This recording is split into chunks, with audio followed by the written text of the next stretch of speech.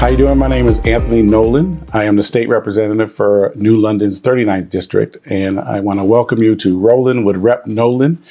I'm excited because I am here at IASC in Washington Street in New London, housed in the building for the Church of the City.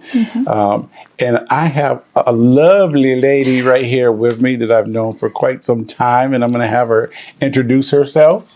Hi, my name is Brittany Angie Fontelis. I am a Haitian Creole paralegal and also just a general staff member here at IASC. Thank you so much for having me here. She's a multi-task staff over here. I just want to be clear before we go forward. So IASC, first, can you tell us what IASC is? So IASC, the acronym which stands for Immigration Advocacy and Support Center. We are a nonprofit organization that specializes in providing just affordable legal assistance to people in the community. We are keeping in mind that people are coming here and a lot of times they do not have access to work, able to afford basic legal services. And so we provide those services at a fraction of the cost. So obviously New London has a very diverse community. So can you be a little specific on diverse clients that you help out, because we want to make sure everybody understands who you help? So we help just about anyone looking for immigration assistance. We have clients from all over the world, from Asia, but a majority of our clients are coming from Hispanic countries, and we have some clients coming from Haiti as well. And we have clients from Canada, just about all over the world. Anyone with family members trying to immigrate here, or people that are here from any country that needs legal assistance, we provide that as well. Yeah. And when you say legal assistance, can you explain some of the actual things that you help with when it comes to legal assistance? Yeah, well, first of all, we have our consultation fee, which is very affordable. It's $25, which compared to other attorneys, which could range anywhere from like $100 to $250.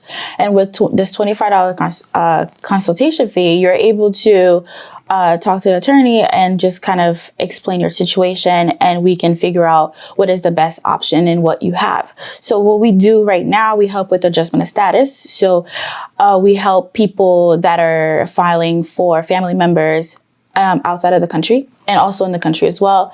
So if you are a 21-year-old kid applying for your parents, we help with that. Or if you're married and you would like to file for your spouse, we help to adjust your status. That way you can become a legal permanent resident. And while you wait for that, you can get a travel document or a work authorization that would allow you to get a better job. And that way you're not working under the table. We also help with citizenship application for people that are residents looking to become citizenship. We help with that. Yeah. If you lose your green card, we help with the application to replace that.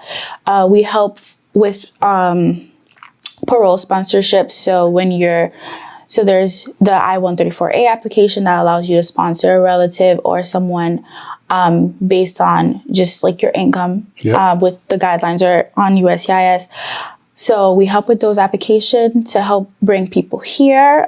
We've done a lot of those applications, especially since 2023 and this year for people in Haiti, given the humanitarian crisis that is happening right now.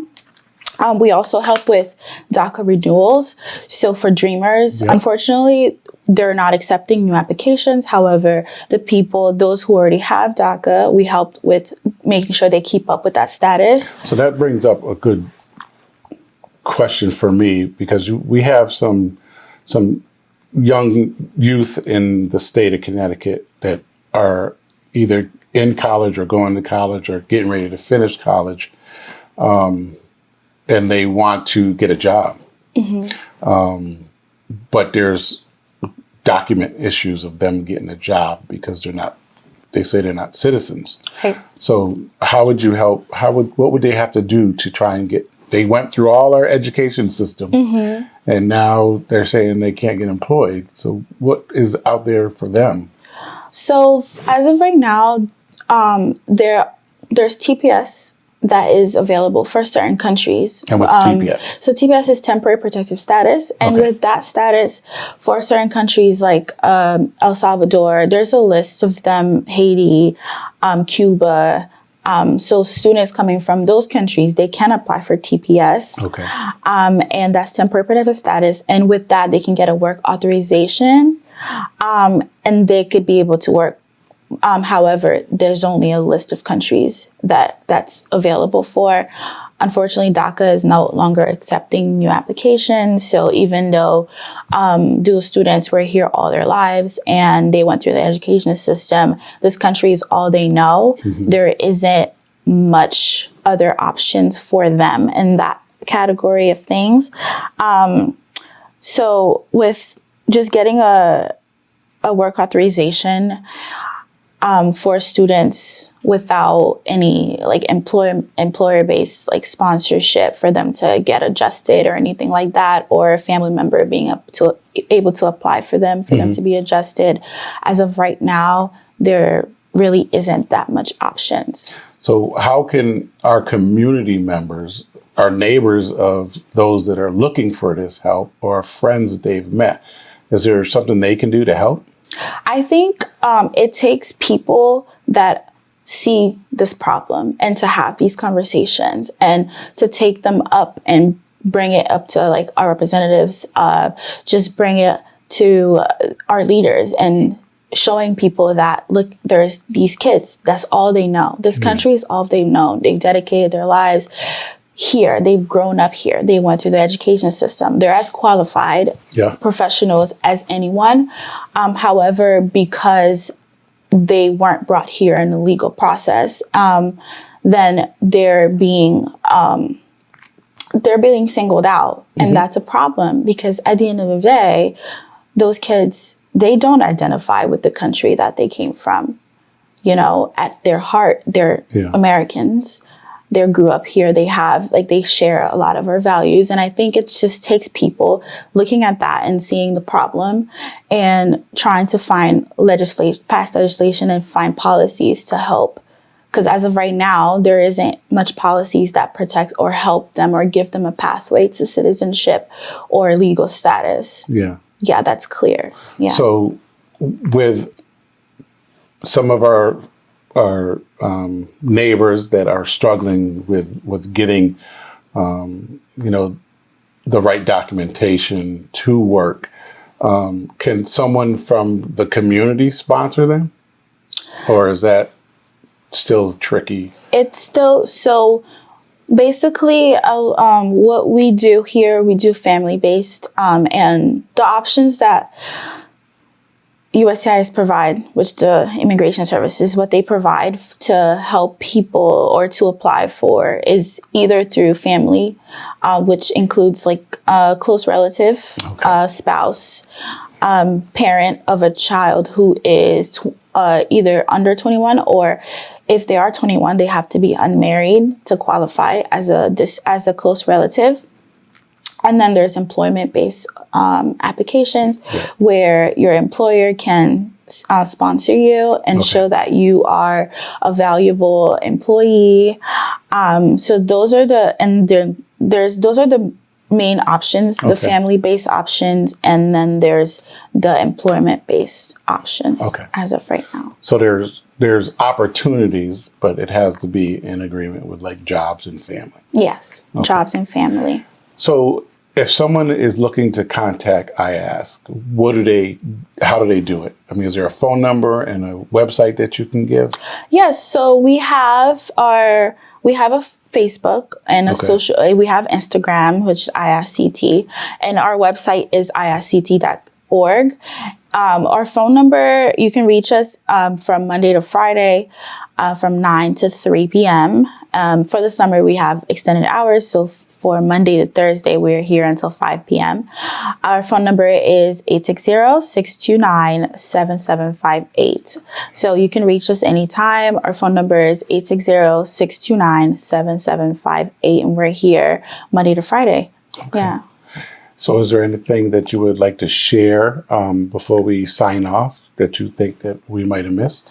Yes. So we have a new attorney here at IASC. Jessica Richardson was started in February.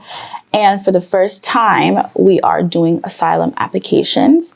That is not something that was offered here prior to Jessica coming here. Now, just explain what asylum is. So asylum basically as someone who enters the country within 1 year, even if you came in without an inspection, which is you didn't come with a visa, you didn't come through the proper channels, or even if you came through the proper channels, either way, as long as you enter the country, whether legally or illegally, you have 1 year to make a claim to show that you fear returning back to your country and the reasons why you shouldn't return back to your country. Okay. So basically with this process, when you apply within that 1 year time frame, and it is possible to apply past the 1 year, however, there is a higher chance of being denied, just missing that time frame. And when you have asylum or when you're waiting for asylum, you qualify for work authorization after waiting 150 days. 150 days, once you send the application, you can go ahead and apply for a work authorization, and they will give you a work authorization for 5 years. And with that, you can get legal work, and you don't have to work under the table. You can get an actual job that will help you sustain yourself. And so if you just came in, or you have like a week before the 1 year deadline, that is something that you should try to call and get on top of. We can apply. As of right now, because of Jessica Richardson's presence here, we are able to do these applications and help people apply for asylum. And with asylum, that's a pathway to becoming a resident and legal citizen here, even if you came in without the proper without inspection or just as a visitor and you overstayed and you're now illegal. You can apply for asylum as long as it's within the 1 year deadline. Okay. And so just for those that are watching and those that might need help, do you know of any hubs on the weekend that some of the residents can go to try and get help, that, either activities, religious spots, or any food pantries that they might be able to get assistance at? Yes, actually, I know the Haitian Hub Resource Center that operates in the Shekinah SD Church that's located on 60 Huntington Street, right across from the New London Library. There is a food pantry available from 1:30 to 2 o'clock on Saturdays. And on Sundays, they provide aid with job applications, resume building, anything, emergency assistance of any kind. And on Sundays from 3 to 6. So they help in that sense. And there's also other organizations around. Okay. And yeah, there's so it sounds like there's a few places that people can go to for services other than what you provide. And if someone wanted to get in touch with you or get your email to contact you, how would they do that? So right now, all our emails go through its office@iasct.org. Okay. So if you have any questions, and shooting an email is easier than sending or calling or leaving a voice message, you can definitely email us at office@iasct.org, and you can reach any of us.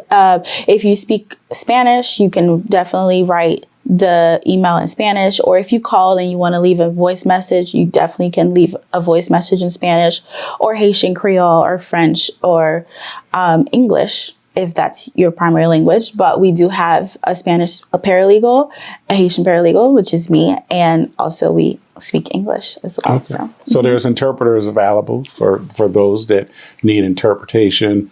So I just want to thank you, one, for allowing me to come and take up some time.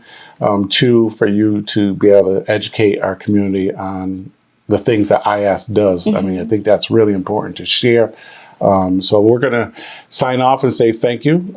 My name is Anthony Nolan, and you're watching Rollin with Rep. Nolan, and we wish you a great day.